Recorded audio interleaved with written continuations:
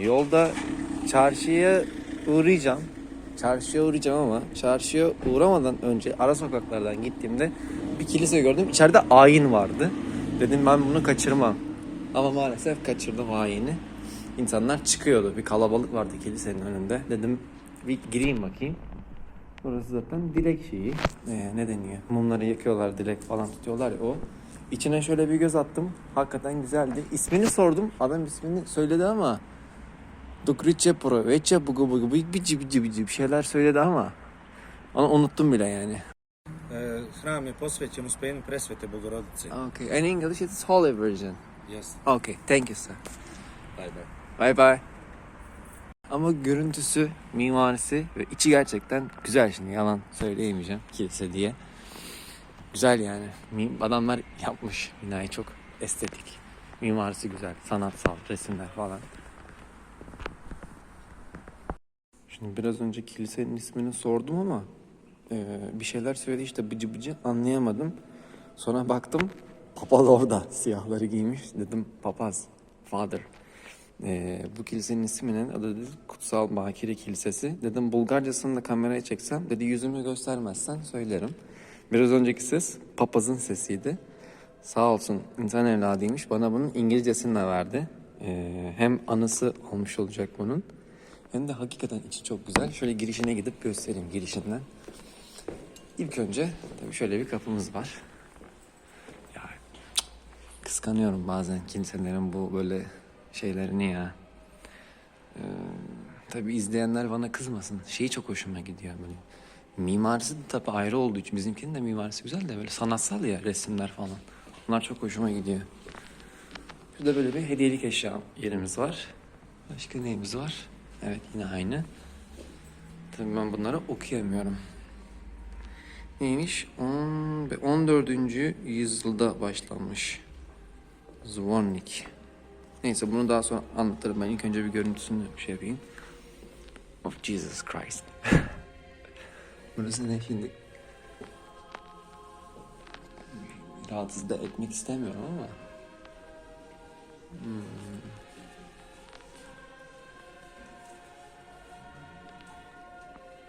Hazreti Meryem var.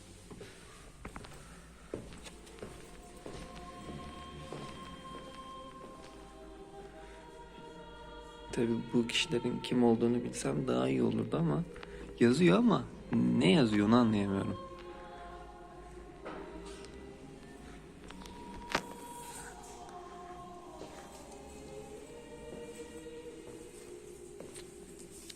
Şöyle güzel bir Şam'dan minaresi kubbesi de benziyor bizim camilerin.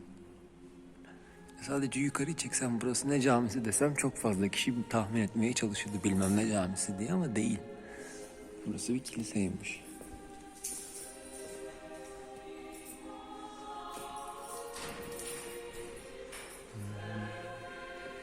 Ameno, operai imanare ameno. İyi o ekosu da var. Biraz da böyle kraliyet vari.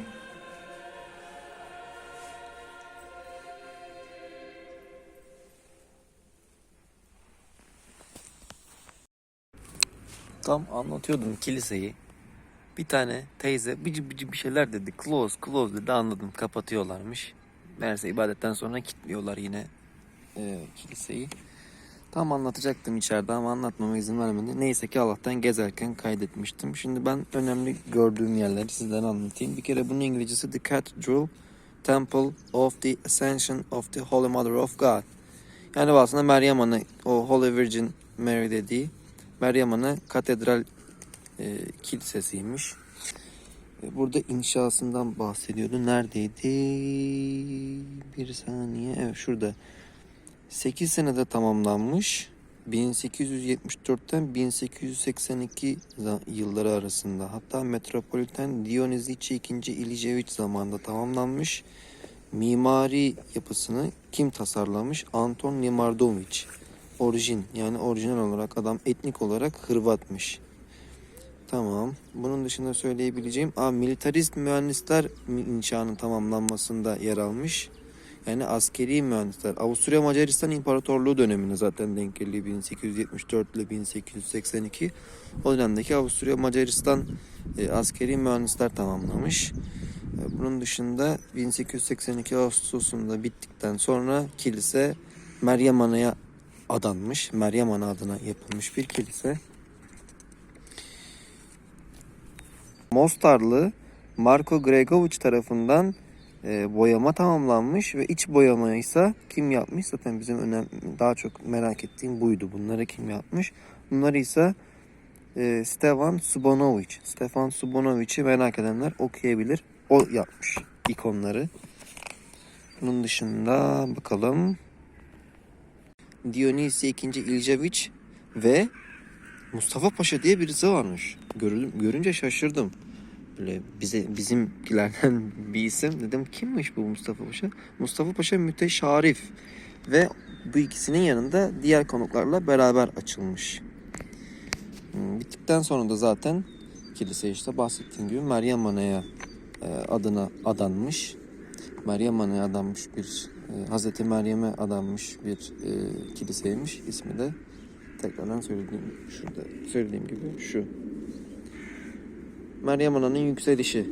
Meryem Ana'nın kutsallığı kilisesi gibi aslında. Katedral. Evet, söyleyebileceklerim bu kadar. Bu da bana kalmış oldu anı olarak.